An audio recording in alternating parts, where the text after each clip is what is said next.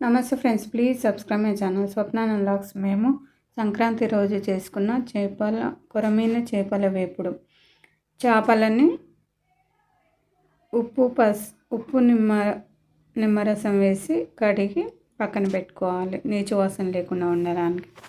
చేప ముక్కలకి ఉప్పు, కారం, ఉప్పు, అల్లం వెల్లుల్లిగడ్డ పేస్టు, పసుపు, ధనియాలు, గరం మసాలా అంటే యాలకులు, దాల్చిన చెక్క, సాజీర అన్నీ వేసిన మిరియాలు అన్నీ కలిపిన మసాలా పొడిని అన్నిటిని వేసి కలిపి కొద్దిగా నీళ్ళని వేసి మొత్తాన్ని కలుపుకొని ఫ్రిడ్జ్లో 1 గంట సేపు పెట్టుకోవాలి. తర్వాత ఫ్రిడ్జ్లో నుంచి తీసిన తర్వాత వాతావరణం మన రూమ్ టెంపరేచర్ వచ్చిన తర్వాత స్టవ్ ఆన్ చేసుకొని ఒక ఐరన్ ప్యాన్ పెట్టుకొని 1 స్పూన్ నూనె వేసుకొని చేప ముక్కలను ఫ్రై చేసుకోవడమే.